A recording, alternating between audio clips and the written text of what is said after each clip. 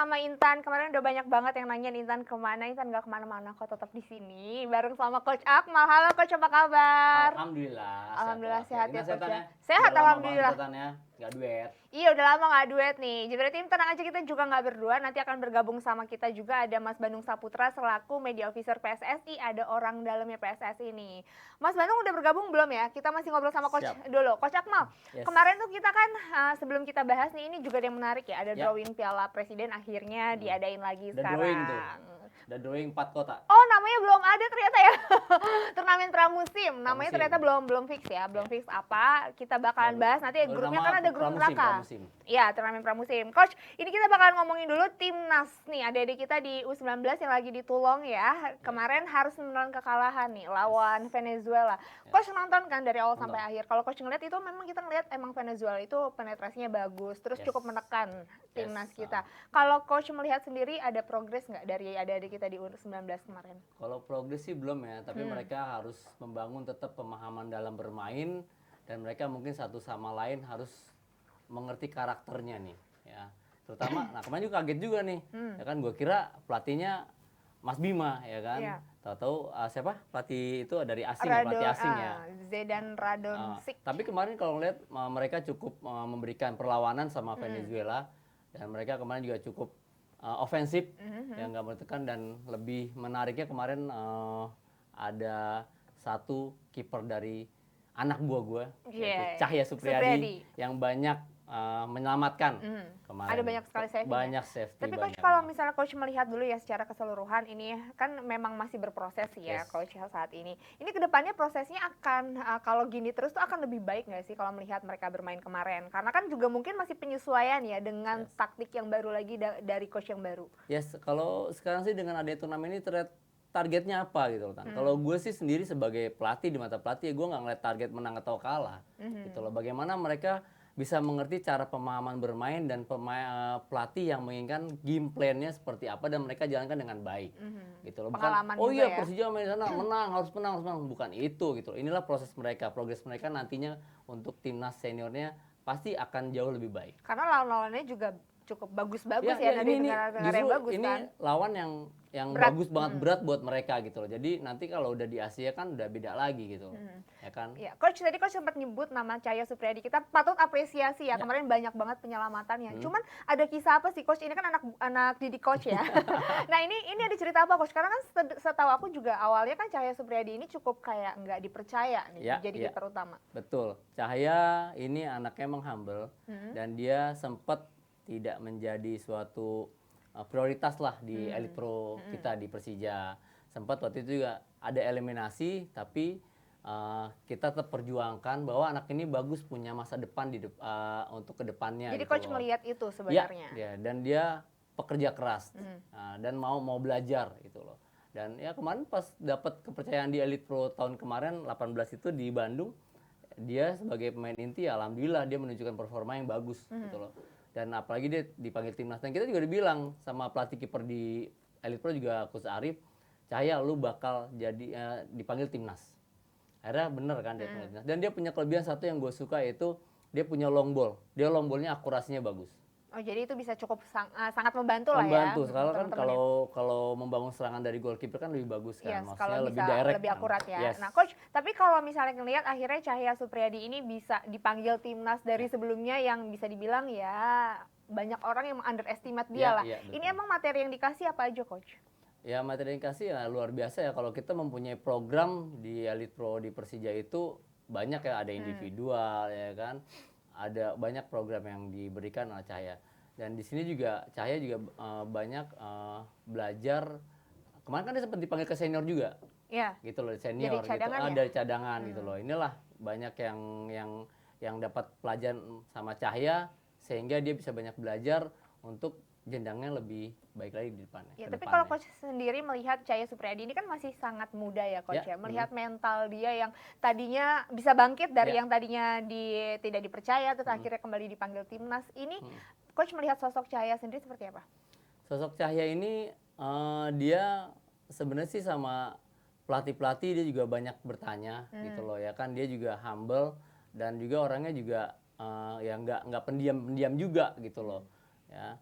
waktu itu badannya nggak seperti ini, malah badannya dulu lebih kurus lagi. Oh, belum jadi ya? Belum jadi, dan makanya kita dulu sebenarnya nggak menjadi prioritas. Cahaya ini nggak lama lah jadi kiper lah gitu loh. Sempet kita mau coret, tapi kita digembleng terus, kita pertahan. Malah ada kiper yang satu kita untuk kita rekomendasi ke depannya malah nggak jadi gitu loh. Itulah kalau di sepak bola banyak yang seperti itu gitu tuh. Jadi dia punya kerja keras dan dia punya kemauan yang tinggi, ya alhamdulillah gitu loh. Inilah keberhasilan kita sebagai pelatih melihat anak buah kita bisa bermain di timnas. Iya, tapi ini juga faktor kepercayaan ya Coach ya. Kan karena kalau tidak ada kepercayaan dari pelatih, dari manajemen juga kan akan sulit bagi Cahaya untuk berkembang. Tapi Coach kemarin yang Coach akhirnya memutuskan, wah kayaknya Cahaya Supriyadi ini menjadi seseorang kiper yang bisa menjadi sosok yang dipercaya. Itu yang Coach lihat itu dari sisi apanya Coach? Karena kan sulit membuat pelatih untuk percaya gitu. Dia juga punya postur tubuh bagus ya, Cahaya ya, tinggi ya, ibaratnya ideal untuk seorang kiper ya, untuk goalkeeper gitu loh. Dan dia juga satu, goalkeeper modern sekarang kan harus bisa bangun serangan, harus bisa dari kaki ke kaki. Nah itu juga Cahaya punya kelebihan juga, bisa bangun serangan, bisa build up dari bawah gitu loh. Jadi sekarang kan kita punya tren sepak bola itu goalkeeper juga bisa membangun serangan, bisa build up dari bawah. Nah, itulah, apalagi dia bisa direct bola ke depan. Ya sekarang tren sepak bola itu justru dari muda ini udah kita terapkan kepada anak-anak ini bagaimana untuk bermain bisa lebih banyak pegang bola, position ball, dan bisa mencari untuk progresi ke depan. Iya. Jadi emang semakin semua posisi itu juga dibutuhkan ya Coach. Coach, tapi kalau Coach ngelihat ini kan banyak banget pemain-pemain Persija yang dipanggil U19. Ada siapa aja Coach? Ada Ferrari ya? Ferrari kemarin ada Raka, ada Niko juga. Kaptennya Ferrari, Muhammad Ferrari, terusnya ada Raka, terusnya ada Niko, terusnya ada Sukron Arabia, terusnya ada satu lagi ada striker itu. Cukup tinggi juga cadangan. Ya Coach, ini kan kalau ngelihat akhirnya banyak sekali pemain-pemain Persija dari U19 yang anak didiknya Coach dipanggil. Ini Coach sendiri kasih materi apa sih Coach sampai mereka akhirnya dilirik sama pelatih timnas? Ya untuk materi sih sekarang kita banyak memberikan pemahaman dalam prinsip bermain kelihatannya. Bagaimana tidak hanya fisik aja tapi kita bisa menciptakan pemain yang berkualitas secara individu nantinya. Kan nanti kan mereka kan ke depan itu kan tidak sendiri, mereka tidak satu tim. Dalam arti mereka sendiri-sendiri. Kalau kita memberikan pemahaman secara individu, prinsip bermain itu insya Allah mereka bisa bermain dengan baik gitu. Apalagi sekarang kita lagi punya program ada prinsip bertahan, prinsip menyerang, transisi, itulah yang harus kita terapkan kepada mereka dan mereka harus mengerti gitu loh. Ya kan? Dan sekarang kan harus smart, bagaimana transfer knowledge-nya juga harus bagus kepada mereka. Tapi Coach kalau ini kan mungkin secara individu ya tadi Coach lihat. Cuman secara tim nih, secara keseluruhan di permainan kemarin menghadapi Venezuela. Coach sendiri melihat apa sih Coach yang masih menjadi kekurangan kita sampai harus tertinggal akhirnya dari Venezuela? Karena kan kita sempat kayak buntu juga kan Coach dapat tekanan dari Venezuela. Ya seperti jadi bagaimana kita nih harus lebih sabar lagi. Kita tidak harus bermain secara individu. Kadang-kadang kan pemain sepak bola Indonesia ini kan pemainnya nih banyak mengandalkan individu-individu karena punya kecepatan, ya kan punya lari, ya kan punya pegang bola yang kuat. Itulah kadang menjadi andalan kita. Tapi sekarang bagaimana kita merubahnya bisa bermain secara kolektivitas, bisa bermain secara position. Kan kita pelatih-pelatih itu kan pasti kan punya game plan dan karakter yang berbeda, gitu loh. Pasti ya mereka nanti dengan adaptasi dengan sendirinya pasti juga akan mengerti lah. Nah tadi gue bilang sendiri bagaimana mereka bisa mengerti secara prinsip bermain itu. Ya, gitu prinsipnya dulu. Bener. Nanti pelatih kan pasti kan ada taktikal, ada strategi kan yang pelatih game plan yang pelatih mau. Mudah-mudahan mereka bisa mengerti. Tapi masih butuh banyak proses kok Tan. Ini bagus buat kedepannya. Coach kan kemarin kita melihat emang di babak pertama cukup buntu ya. Tapi di babak kedua ada serangan dari Indonesia. Terus banyak juga peluang kan Coach ya. Nah, terus kalau next ini kan lawannya Ghana. Ini ada peluang nggak kita akan menang di next match? Untuk lawannya Ghana ya kita sekarang ya mentality kembali lagi kan. Ghana ini kan apalagi nanti mereka pasti postur tubuh mereka lebih besar. Kita lihat mungkin lebih besar kayak Venezuela mereka lebih besar lagi. Sekarang tinggal bagaimana dan satu mungkin mereka lebih strength mereka lebih kuat ya. Sekarang bagaimana mungkin pelatih bisa mempunyai game plan bagaimana kita bisa bermain secara tim. Ya mungkin position ball-nya harus kuat pegang bolanya ya kan, prinsip bermain untuk bertahannya lebih cepat, transisi untuk bertahannya lagi seperti apa. Itu Coach melihat bagaimana yang berarti itu hal-hal yang harus diperbaiki ya. Harus nanti. Diperbaiki. Kan ini waktunya singkat banget soalnya Coach. Pasti juga kemarin juga ada analisa, kemarin juga saya ngeliat dari Mas Bima juga, Mas Bima banyak menganalisa ya, banyak menyatat ya bagaimana banyak kekurangan-kekurangan di dalam timnas U19 ya. Pasti juga ada evaluasi lah kan. Ya. Ada evaluasi bagaimana timnas itu ya enggak secara individu tapi secara tim juga harus banyak perbaikan. Ya, Coach. Tapi ini kan karena akhirnya berubah ya. Harusnya tadinya Sintayong kan yang Ya. megang U19, cuman akhirnya diganti sama siapa namanya? Radonjic ya, Ya, Coach Radonjic. Ini Coach kalau melihat apakah karena bukan Coach Shin yang ada di pinggir lapangan atau gimana nih kekalahan ini terjadi? Ya enggak juga sih namanya Pengaruh nggak sih? kalau kekalahan itu kalau bagi gue sekarang kita tergantung targetnya juga Tan. Kalau mereka targetnya untuk melihat sejauh mana pemain-pemain ini bisa mengerti gitu loh. Sekarang jangan target dulu deh, menang kalah gitu loh. Kita lihat bagaimana mereka mengerti cara bermain aja deh. Ya, cara bermain dulu aja lah gitu. Malah gua kira kemarin pelatihnya Mas Bima. Ya kan? Wah, mungkin pelatih lokal bisa pegang U19 kan bagus kan gitu kan. Tapi Coach lebih pro kalau yang megang U19 ada pelatih lokal. Yes, lebih pro ke pelatih lokal. Mungkin di situ mungkin ada Mas Bima. Mas Bima kan juga sering udah banyak pegang kemarin di 16 ya, di junior ya. Mungkin ada Mas Bima lebih nambah lagi pengalamannya lah. Ya, ini Coach lebih setuju. Nah kalau Jebre Tim sendiri gimana nih? Lebih setuju pelatih U19 ini pelatih lokal atau pelatih asing? Tapi kalau Coach sendiri punya alasan nggak Coach? Kenapa Coach lebih prefer pelatih lokal untuk melatih U19? Karena pelatih lokal udah tahu karakteristik pemain-pemain kita Tan. Gitu udah tahu secara apa namanya individunya secara apa ya maksudnya mereka ya kehidupannya lah ya, dan lebih mengerti lah.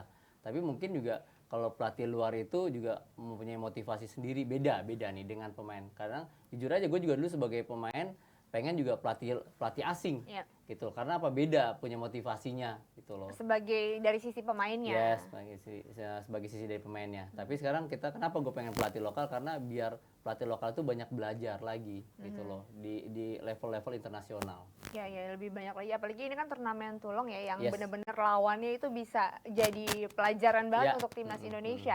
Tapi Coach kalau secara taktik ini jadi berarti belum kelihatan juga ya belum kelihatan visi dan misinya. Betul belum kelihatan. Gue juga belum tahu ya persiapan timnas mungkin nggak lama ya U19 ini ya baru langsung ada turnamen di Prancis gitu loh. Dan mungkin mereka kemarin lagi persiapan tim di masing-masing untuk persiapan liga ya kan apa persiapan di Elite Pro ya sekarang mereka dipanggil lagi ke timnas U19 gitu. Nah sekarang kalau mereka untuk diproyeksikan untuk jauh jangka panjang mungkin lebih baik lagi. Ya harus ada persiapan juga yang dalam jangka panjang ya Coach dan mengumpulkan tim itu kan nggak mudah ya. Ya gua harapin sih jangan habis turnamen di Prancis ini berhenti habis selesai ini udah bubar jangan. Kalau bisa ya mereka terus lah dan juga harus ada regenerasi lagi yang naik ke atas gitu loh. Dari harus ada U16-nya harus dibina juga juga gitu loh. Kalau gue yakin kalau kita galakan dari youth-nya ini mungkin nanti di seniornya juga ya kita lihat 5 tahun 10 tahun ke depan akan lebih bagus lagi. Ya. Nah Coach, tapi kalau dari nama-nama kemarin ini kan banyak juga anak-anak didik Coach dari Persija. Di luar itu juga ada beberapa dari tim-tim lain. Nah Coach, kalau melihat siapa nama yang paling menonjol Coach di saat menghadapi Venezuela kemarin selain Cahya Supriyadi? Kemarin Ronaldo Kuate juga menonjol karena pasti kan Ronaldo Kuate kan situ kan menjadi andalan ya di satu tim. Nah, apalagi dia kemarin pernah menjadi senior ya. Pasti kan juga mentalitinya beda. Ya udah ada mental percaya dirinya beda gitu loh. Udah pernah main di senior, terus mereka turun lagi Yoyo bisa main di level U19, pasti juga beda lagi gitu. Nah, kemarin juga ada Ferrari juga, Muhammad Ferrari menjadi captain ya kan dan bisa memimpin untuk lini pertahanan ya. Kemarin kalau gue bilang kalah satu gol itu ya luar biasa ya lawan Venezuela ya. Mereka main juga luar biasa dengan game plan mereka dengan taktikal luar biasa. Apalagi individu mereka di Amerika Latin itu luar biasa. Iya, mereka masih bisa nahan Venezuela sampai menit 60-an, 68 ya kebobolan kan. Kemarin banyak juga shooting on goal ke Cahya ya. Cahya juga banyak melakukan penyelamatan ya. Luar biasa lah kemarin juga dari organisasi belakang, lini belakang sama tengah dan depan juga baru mereka bisa ofensif. Mereka punya peluang kemarin juga ada Kuate, Ronaldo Kuate sama ada lagi tuh dari Nico. Ya. Nico kemarin dari Nico. Gitu. Coach, kalau Coach melihat sosok Nico sendiri, ini pemain yang seperti apa Coach? Kan dia juga pasti salah satu pemain yang diandalkan kan, karena kita membutuhkan gol dan juga butuh kecepatan. Gimana Coach? Ya Nico pemain yang cepat, tapi bagaimana dia bisa efisien dan memanfaatkan dia punya suatu kecepatan. Ya kalau dia cepat terus kan juga pasti kan akan terkuras stamina-nya kan. Gitu loh. Dia Ya, Aku ngerasain kok coach waktu itu main bola ternyata capek banget coach. capek itu dia. Sekarang gini, bagaimana pemain-pemain muda kita ini bisa memanfaatkan stamina mereka efisien, dan bagaimana lebih simpel lagi main bola ini kan gitu kan. Kalau main bola itu kan kadang-kadang susah karena mereka sendiri yang membuat susah gitu, mereka membuat sulit gitu. Kalau mereka simpel bisa bermain secara kolektivitas yang baik, insya Allah mereka juga akan baik ke depannya Ya. gitu loh. Kalau coach sendiri melihat PSSI kayaknya nggak ada target ya untuk turnamen ini. Mungkin lebih pingin bagaimana mengembangkan jam terbang anak-anak muda ya. Setuju ya. Jadi jangan, nggak ada target apa-apa. Kalau bagi gue sih ya jangan terlalu juga terutama nih medsos nih, jangan terlalu dilulukan gitu loh ya kan. Ya maksudnya ya normal-normal aja gitu loh. Biar mereka naik secara alami dengan sendirinya gitu loh. Tidak dengan media sosial yang seperti apa ya kan. Apalagi itu nggak tahu deh itu 1-0 apalagi menang ya. Apalagi menang 1-0 lawan Venezuela, gue juga nggak tahu kayak apa itu. Ya. Ya kalau gue lihat ya mudah-mudahan sih menurut gue ya ke depannya PSSI mempunyai program jangka panjang buat di turnamen di level internasional ini. Ya untuk anak-anak muda terutama ya coach ya. Ini kita doain aja ya mudah-mudahan next game bisa menang ya coach ya. Ya bisa menang dan permainannya lebih bagus lagi Tan. Ya yang penting Ya kan? permainannya bagaimana Permainannya jangka ya, apa jam terbang mereka juga bisa lebih berkembang lagi kalau ya. dulu kan Tan banyak kan kalau kita kan di junior, oh iya timnas kita menang di junior ini ada 6-0 ada tapi bukan itu sebenarnya. Yang dicari. Kita kan pasti kan kita kan klimaksnya itu kan di senior. Gitu loh, mereka dapatnya kan di situ gitu loh. Ya, ini juga kan menghadapi lawan-lawan baru yang mungkin lebih kuat. Ya. Itu juga bisa meningkatkan level kita mudah-mudahan dengan sendirinya coach. Betul Ya. Tan. Ya Dan, coach. Dan terpenting lagi Tan, mudah-mudahan di U19 ini jangan banyak pemain yang hilang. Karena tidak jaminan mereka bisa bermain bagus tapi pas di senior mereka hilang. Itu banyak. Banyak banget. Faktor apa sih coach sebenarnya yang bisa bikin mereka hilang? Ini menarik sih. Star syndrome. Star syndrome. Makanya tadi kan gue bilang apalagi kan di era sekarang ini ya kan medsos ya kan luar biasa lah, entertain seperti ini pasti ada. Ya jangan kita star syndrome, kita ambil sisi positifnya aja ya. Mudah-mudahan anak-anak terus fokus berjuang ya untuk prestasinya, untuk profesinya. Ya kan jangan sampai mereka terlena dengan yang lain-lain gitu loh. Ya kalau mereka berjuang untuk Garuda ya mereka harus berjuang gitu loh. Jangan mikir yang lain-lain. Apalagi baru timnas. Gitu, baru timnas di U19 udah beda. Kita ibaratnya kalau berdarah untuk negara. Itu gitu. beda ya ngebela. Gue harapkan itulah untuk adik-adik gue di timnas U19 lah. Adik apa anak coach? Nah, udah masih adik lah, jangan anak. Adik. Udah tua banget. Adik ya coach. Iya. Oke, kalau ngomongin senior nih kita langsung pindah aja ke timnas senior nih yang bakalan ada FIFA Matchday lawan Bangladesh ya coach. Ini kan memang dikejar bukan cuman bagaimana kita bisa naik peringkat lagi di FIFA, tapi bakalan menghadapi kualifikasi Piala Asia 2023 ya. Nanti pertengahan Juni ya baru dimulai. Juni, ya. Nah coach, tapi ini sayang banget ya Indonesia belum bisa diperkuat sama Jordi Amat sama Sandy Walsh. Ini katanya belum selesai masalah WNI kewarganegaraannya ya. Ini emang lama ya coach prosesnya? Ya proses WNI itu kan lama juga Tan. Biasanya kan lama kan butuh mungkin yang lain-lain, administrasi yang lain-lain. Tapi kalau bagi gue sih jangan pengaruh juga dengan mereka. Kita banyak juga pemain yang harus kita prioritaskan ke depannya ya, menjadi andalan ya kan. Ya kalau bisa sih banyak regenerasi juga dilihat sama Coach Sintayong. Ya bisa main di level timnas senior ya. Apalagi sekarang banyak pemain-pemain muda yang bertalenta. Ini sayang banget tapi ya coach ya, memang karena kan sebenarnya niat PSSI udah mereka di kualifikasi ini mereka bisa ikut nih dia. Mereka getol banget ya. Iya. Mau ngebela timnas. Nah ini seperti apa coach kira-kira lini pertahanan timnas kita kalau akhirnya mereka sudah ada lagi gitu? Kan pasti melengkapi dong, kita udah punya pemain-pemain yang kemarin kita lihat lah bagaimana penampilannya. Ya sekarang kan nggak hanya dilihat dari lini pertahanan, harus bisa dilihat dari lini pertahanan, tengah sama depan gitu loh. Kan tadi gue bilang kan lebih banyak yang main sepak bola ini kan kolektivitas, permainan kolektivitas yang luar biasa ya. Kalau mereka punya biar pertahanan kayak apapun, tapi kalau tengahnya juga nggak bagus, depannya nggak bagus juga buat apa gitu loh ya kan. Nanti ya mereka tidak hanya mengandalkan pertahanan dari siapa ini Sandy Walsh sama Jordi Amat ya. Jordi Amat. Nggak selalu mengandalkan dua pemain asing ini gitu loh. Ya. Karena kan Tapi juga takut ada cedera. ada cedera, ya tetap kita harus membangun lagi pemain-pemain dari lini tengah, lini depan gitu loh. Itu harus dipikirkan juga. Ya, coach. Tapi kalau coach sendiri melihat bagaimana pemain-pemain kita yang ada beberapa pemain naturalisasi, ada juga pemain-pemain yang memang asli gitu Indonesia. Coach melihat kualitasnya ini ada gap yang cukup jauh atau coach melihat ini cukup merata sih coach? Atau kita kekurangan pemain-pemain yang Justru kalau cukup jauh sih selain enggak sih naturalisasi? kan, enggak juga. Kalau bagi gue merata, masih merata lah. Berarti kita juga cukup mengejar ya? Iya, mau cukup mengejar. Enggak cukup jauh juga, masih merata lah.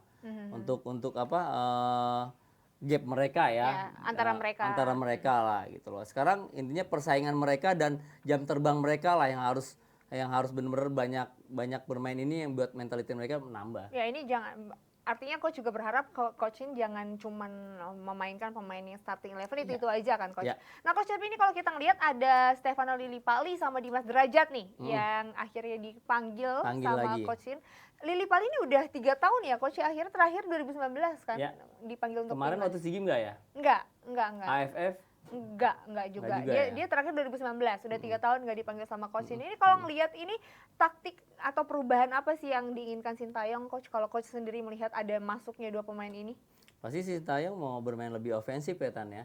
Mungkin juga dengan adanya Lebih Lillipali jargol ya. Lillipali juga pemain-pemain yang lain lebih termotivasi untuk bermain lebih menyerang gitu loh kan. Sekarang kan juga ada kemarin dengan adanya Klok juga pasti ada perubahan di lini tengah ya. Klok juga kemarin banyak memberikan kontribusi bola ke depannya luar biasa ya kemarin ya di SEA Games. Oke, coach, ini kita udah terhubung dengan Mas Bandung, media officer dari PSSI, orang dalamnya PSSI ini kalau kita bilang.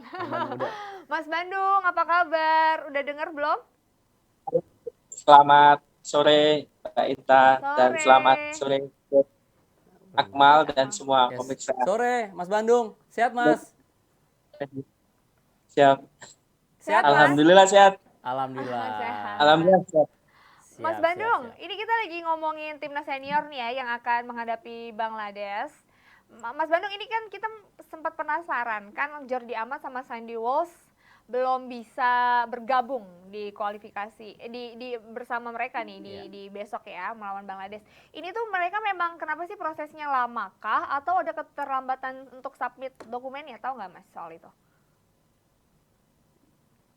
Iya, terkait pemain naturalisasi memang masih sejumlah proses ya yang harus dijalani gitu, termasuk dokumen-dokumen mereka untuk menjadi seorang WNI. Setelah itu akan ada change association yang dilakukan FIFA dari federasi mereka berasal untuk ke Federasi Indonesia.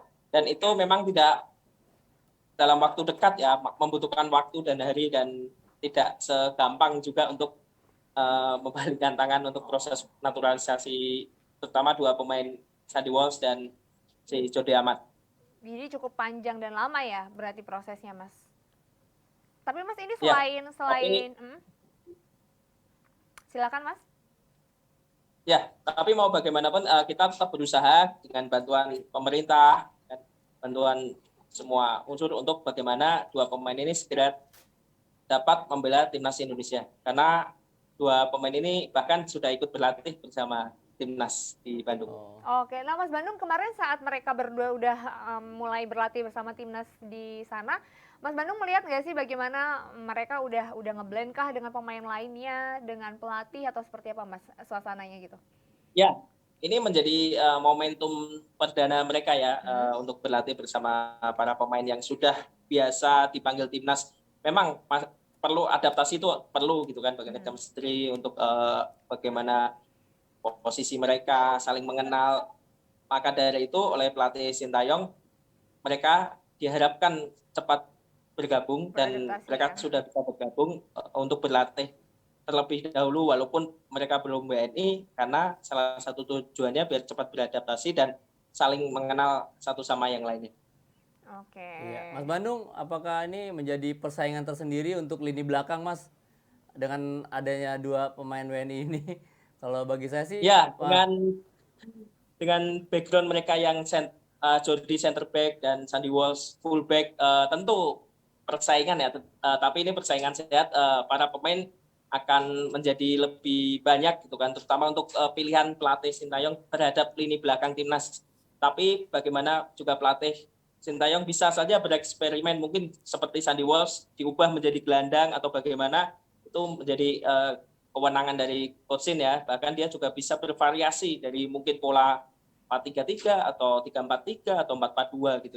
Intinya makin banyak pilihan, makin banyak pemain yang berkualitas, jadi ya muaranya timnas Indonesia bisa meraih hasil yang maksimal di event-event yang diikutinya. Iya. Amin. Mas Bandung untuk target sendiri timnas melawan Bangladesh gimana Mas Coach STY ini Mas? Ya, seperti yang sudah diucapkan pelatih Sintayong di press conference barusan tadi, Coach Shin ingin meraih kemenangan karena ini juga pertandingan FIFA Matchday yang berpengaruh terhadap FIFA Matchday, dan kita Ranking juga ya. sudah absen di FIFA Matchday bulan Maret lalu. Terakhir kita FIFA Matchday itu di akhir Januari melawan 2 kali Timor Leste, dan ini juga sebagai preparation untuk menghadapi kualifikasi Piala Asia yang kita akan bermain di Kuwait, menghadapi Kuwait, Yordania, dan Nepal. Ya, Mas Bandung, kalau melihat nih para pemain-pemain yang dipanggil oleh Coach Shin, ini menarik, ada nama Stefano Lillipali yang akhirnya kembali dipanggil untuk timnas, dan juga Coach memberikan kesempatan untuk Dimas Derajat. Ini apa Coach merasa bahwa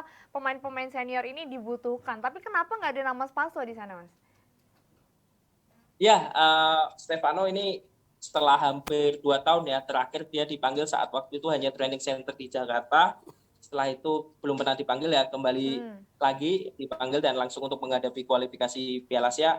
Ya, Stefano pemain yang berkualitas, dia punya pengalaman, apalagi bermain di luar negeri, dan kemarin juga membawa Bali United 2 kali juara Liga. Gitu kan.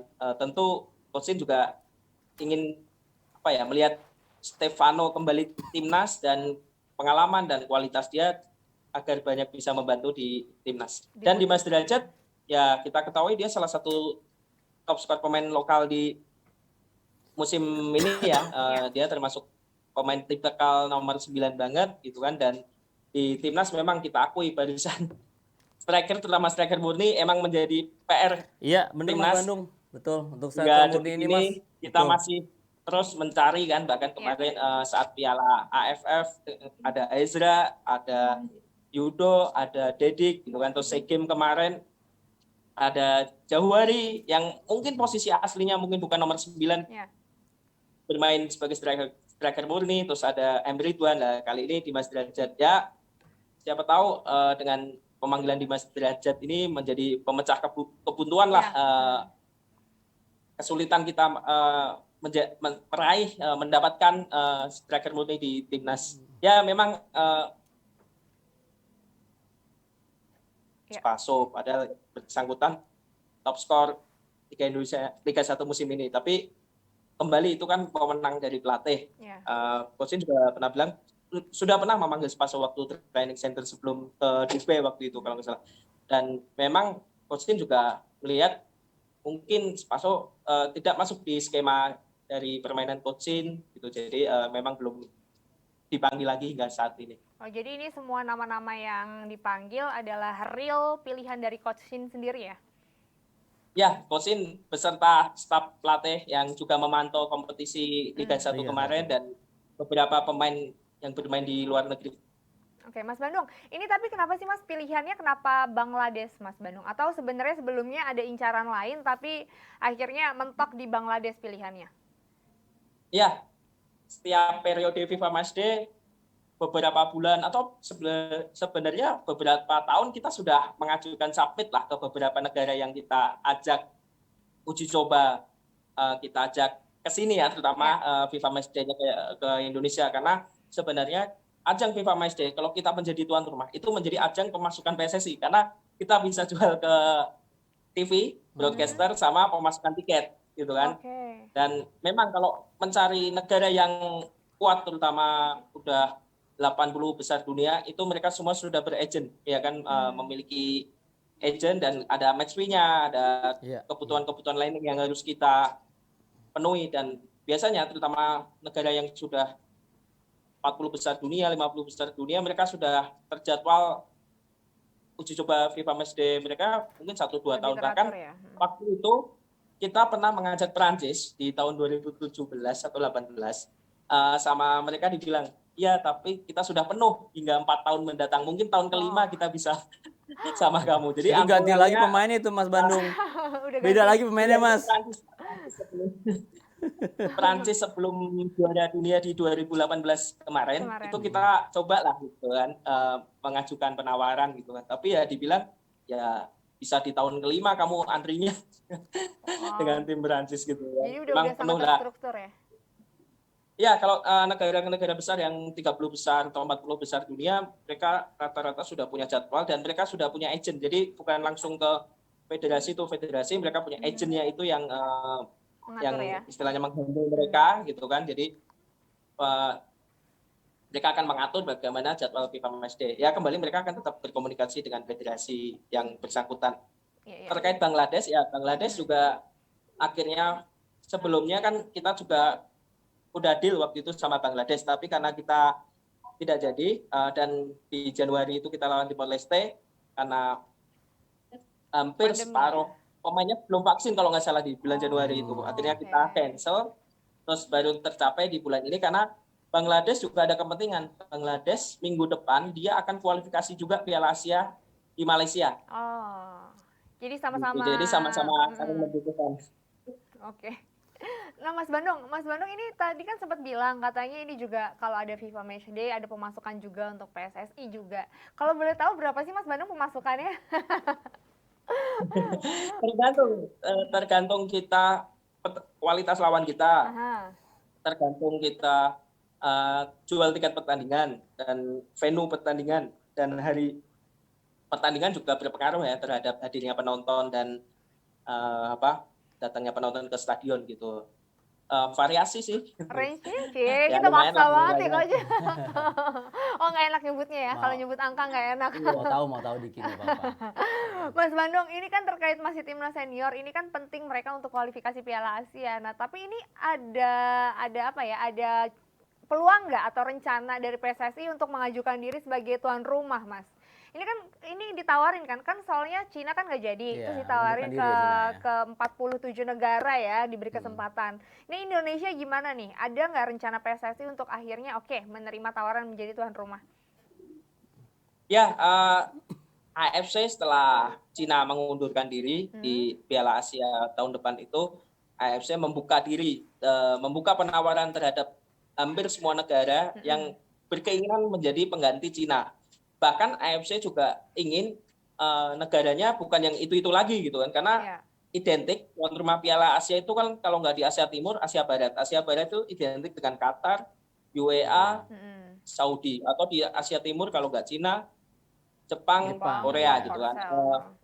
AFC berharap negara-negara di luar itu mengajukan, ya kita juga menerima tawaran itu, tapi kita juga masih mempelajari bagaimana istilahnya, karena ini event berbenturan juga dengan Piala Dunia U20 di tahun depan gitu kan. Tentunya PSSI akan mempelajari dan bagaimana nanti keputusannya mungkin dalam waktu dekat bisa nanti diumumkan. Karena memang Piala Asia ini tidak mudah ya untuk menjadi tuan rumah, apalagi ini hitung waktu berarti kurang lebih 1 tahun gitu kan. Apalagi ini Piala Asia Senior dibutuhkan minimal 4 stadion yang berkualitas FIFA dan infrastruktur juga, akses stadion, lapangan juga yang tempat latihan yang setidaknya berstandar juga. Dan kembali kita berbenturan juga di Mei itu Piala Dunia U20 yang kita menjadi tuan rumah di tahun 2023. Oke, nah ini juga memang challenge juga, tapi harus benar-benar kejar apa nih namanya? Kejar tayang. Karena udah deket lagi ya. Dan momentum ini untuk lolos Piala Dunia jalur cepat. Iya itu dia. Lolos Piala Asia. Itu dia. Itu kan kayak kesempatan banget ya Coach untuk kita ya. Alternatif banget. Dulu pernah kan kita kan ya. Kita lolos. Pernah kan Piala Asia kan kita kan. Tapi Mas Bandung ini udah dipertimbangkan belum sih sama PSSI? Terus kemungkinannya kayak apakah emang mau menerima atau gimana? Ya, intinya kita masih pelajari dulu gitu. Kita juga belum ada keputusan mau bagaimanapun apa-apa juga harus izin juga dengan dan minta restu juga dengan pemerintah gitu kan, karena mau bagaimanapun PSSI ya sekarang juga selalu bergandengan tangan dengan pemerintah ya kan, dalam hal ini Menpora juga selalu support ya kan terkait sepak bola Indonesia, bahkan untuk tim nasional kita disupport banyak uang untuk makanya kita bisa training camp di luar negeri. Iya. Dari support Sekarang pemerintah lebih ya. bersinergi Ada lah ya, tahun-tahun Mas terakhir Bandung ya. Lebih bersinergi Ya, lah PSSI sama pemerintah ya. ya. Ya, saya harap itu jangka panjang Mas Bandung, jangan saat ini aja dan jangan saat ada kepentingan aja Mas. Mudah-mudahan jangka Ya, panjang ya Mas Bandung ya. dan alhamdulillah terdekat kita juga sudah ya meskipun ini belum punya PSSI, kita disupport training center yang kemarin sempat rame pekan ini ya. Iya. Di Bandung kemarin Pak Menteri, Pak Menpora Zainuddin Amali sudah mengecek juga di UPI training center untuk timnas. Nah, nanti peruntukannya apakah untuk usia muda atau untuk senior ya nanti tergantung dari PSSI dan terutama tim pelatih untuk bagaimana mengecek. Tapi biasanya kalau training center dan biasanya di kampus atau seperti dulu di Sawangan, Coach Ya. Akmal biasanya kan identik dengan timnas usia muda. Ya, kan? Iya benar Mas. Kan Sawangan belum emang pernah dulu tempatnya Sawangan Mas Sawangan Bandung semua ya. langganan. Iya. Sawangan Iya kan, langganan belum ya pernah kan. punya senior training camp di Sawangan, ya kan. Rata-rata untuk emang cocoknya untuk training camp itu biasanya yang apalagi jauh dari kota, jauh dari pusat kota itu biasanya anak-anak usia muda biar Betul Mas. fokus kan. Batu Malang ya Mas Bandung ya. Biasanya Batu Malang gitu Seperti kan. itu. Ya. Ya kalau saya saran sih Mas, sekarang kan juga kita banyak tempat-tempat ya Mas ya, juga ya fasilitas yang representatif Mas ya. Ya itulah sebenarnya perlu diperhatikan juga sama pemerintah kita untuk mensupport Mas. Untuk training camp timnas Mas. Saya rasa itu yang perlu dibangun fasilitas Mas. Jadi jangan sampai ada kemarin belum sewa kalau nggak salah Mas ya, sewa lapangan apa-apa kemarin Nggak ya. jadi latihan ya. Sempat Itu viral kenapa ya. sih Iya, Mas Bandung, sempat itu kenapa sih Mas? miskomunikasi Iya, ya sebenarnya Oh gimana? Ha? kita sudah intinya kita kalau mau menyewa dalam hal ini di GBK itu jadwal keluar dari pelatih kita langsung melakukan proses sewa gitu kan. Di GBK itu kan ada stadion utama, lapangan ABC dan Madia, dan kebetulan Madia. kalau Kemarin untuk Madia ya? timnas Madia. itu seringnya di Madia ya, kita selalu bersurat ke situ lah. Waktu itu kita request memang jam 5, tapi oleh pihak Madia dijawab itu tidak bisa karena kan di area Senayan itu sistem sewa lapangan itu kan genap ke genap. Contoh nih dari jam 2 ke 4, 4 ke 6, Iya, 6 ke 8. iya. Nah, Iya. itu memang pelatih jam 5 gitu kan. Nah, kalau 5 itu tidak bisa karena udah di-book jauh-jauh hari oleh yang orang-orang suka fan football. Iya, Ya iya, kan? iya. Fan Pasti Mas. football itu kan kadang 2 bulan, 3 bulan udah Iya. pada Berarti timnas kebun, sampai ya kalah kan? sama fan football ya Mas ya, sama komunitas ya Mas ya. Luar biasa emang Indonesia Mas. Luar biasa dah. Parah deh Mas. Ini nggak ada, emang kayak nggak ada prioritas gitu ya Mas ya untuk timnas Indonesia sendiri. Misalnya kayak booking Kembali ya, lapangan. kembali di Senayan itu kan miliknya negara ya, dalam hal Negara, ini ya. Seknek itu kan tidak hanya untuk timnas, mereka juga menyewakan untuk umum gitu. Hmm. Jadi ya mereka mungkin ya istilahnya siapa cepat untuk sewa ya mereka punya hak untuk Punya hak, menyewa ya. itu. Ya. Seperti halnya ya kayak Stadion Utama GBK ya, kalau mungkin nanti Kak Intan nikahnya di GBK, Saya maunya di ngebuk, JIS cepet Mas. di situ. Itu Mas Bandung Yang dulu lebih baru. Pas mau itu harus izin Kak Intan dulu. Ini Betul. GBK kita mau pakai tapi Kak Intan udah ngebuk si nikahnya di GBK. si pembooking Iya. awal ya. Itu Mas dulu kalau nggak salah di lapangan C itu kan juga sempat ada apa namanya terpampang itu Iya, latihan PSSI, tempat latihan PSSI kan Iya Mas ya. benar Coach. Jadi dulu itu waktu mungkin era 2000-an ya Coach. Itu lapangan C memang miliknya negara. Negara Setnek. ya. Tapi waktu itu kan pengelolaan juga PPGBK. Tapi waktu itu mereka memberikan kewenangan, kepercayaan untuk PSSI mengelola lapangan C. Iya. Makanya dijuluki dulu lapangan timnas. Lapangan ya kan? timnas, Jadi, betul Mas, lapangan timnas ya. ya, mau timnas pakai pagi, siang, sore, malam ya itu monggo-monggo aja karena Iya. pengelolaannya dikasih ke PSSI. Ke Tapi PSSI, setelah renovasi Asian Games itu kembali sekarang kembali ke Setnek dan PPGBK dan itu kembali ke mereka. Jadi masih untuk disewa untuk umum ini. Dan kita belum ya memang hingga detik ini kita belum punya lapangan yang untuk kita kelola sendiri gitu kan. Jangankan ngomongin training center, satu lapangan aja untuk kita kelola belum ada gitu Ya, kan. Makanya kita mudah-mudahan next mesti ada ya, Coach Dan ya. saya Mudah-mudahan doain ini kita Mas doain semuanya. Bandung ya kan. Ya. amin. Indonesia itu kan sebenarnya bangun apa aja bisa Mas gitu loh. Tinggal Iya. perawatannya aja Mas pasti Iya, nanti yang dikasih maintenance-nya. community lagi. Ya. Football lagi yang nguasain. Mudah-mudahan lebih diperhatikan lah ya untuk hal-hal itu. Iya. Nah, ini kita balik lagi kalau untuk masalah bagaimana Indonesia akan menerima atau tidak, itu memang kita tunggu aja ya kabarnya dan juga keputusannya segera. Tapi ngomongin soal keputusan nih, penasaran Mas Bandung, ini soal Egy Maulana Fikri, cie.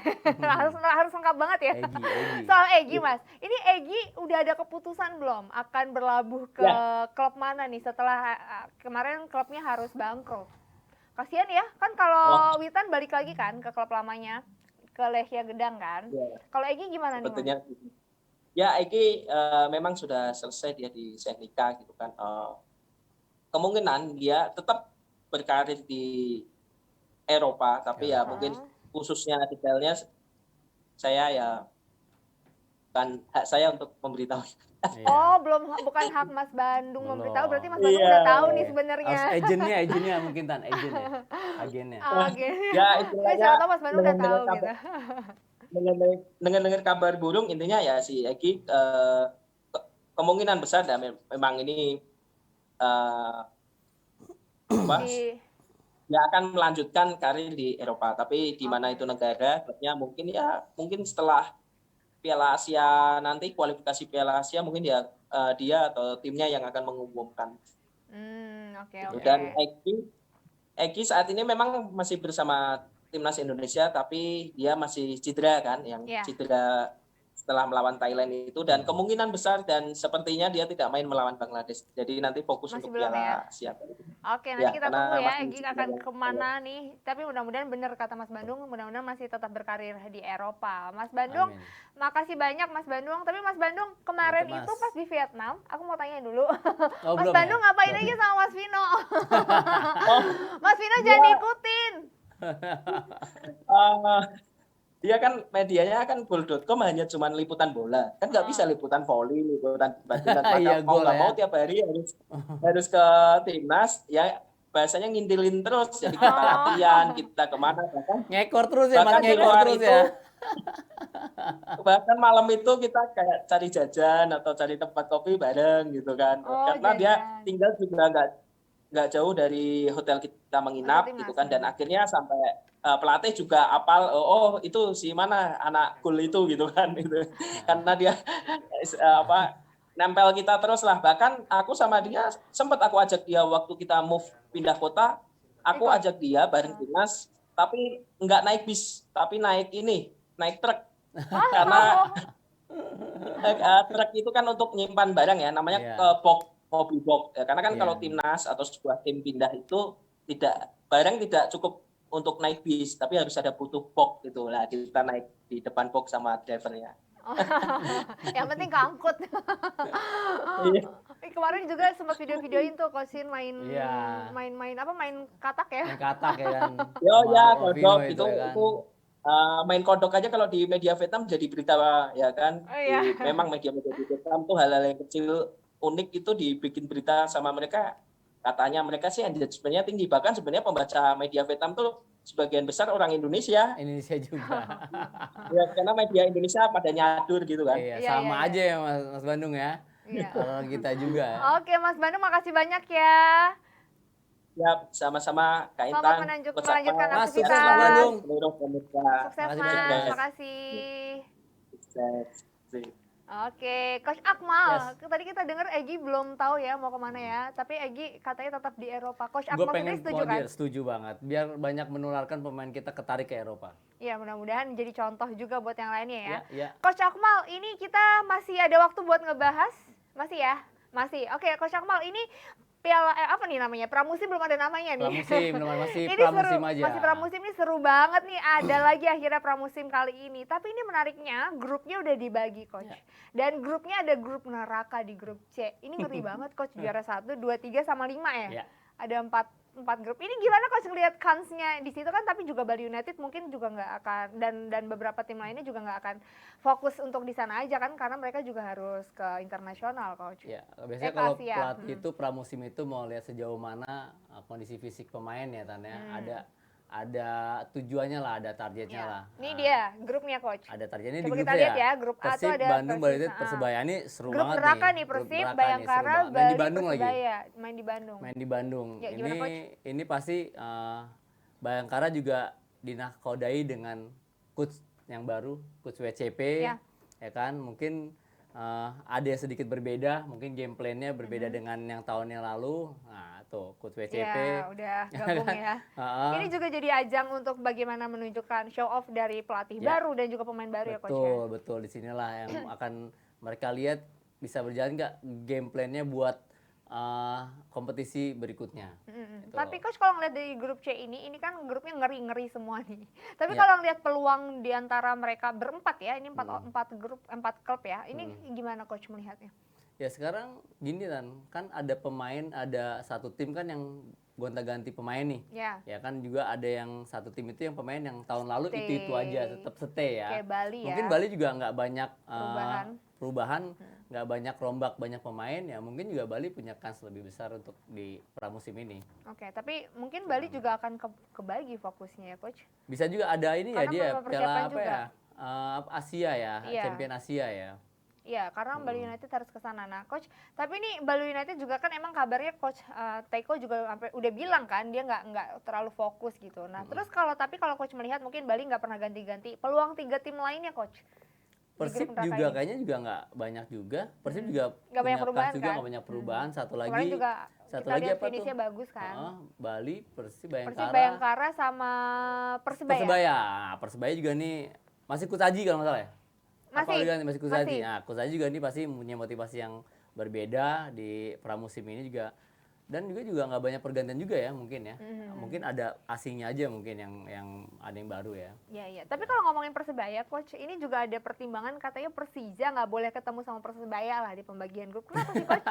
Ya karena kan mungkin kan ada biasa ya. Kalau Rivalitas. dulu kan juga ada rivalitas. Terus saya sama Persib Bandung juga sama. Persebaya, Arema juga sama ya Ya. kan. Nah, itulah yang bikin serunya ya kan. Menghindari Mungkin ya. nanti ketemu di final kali Tan. Ya kan.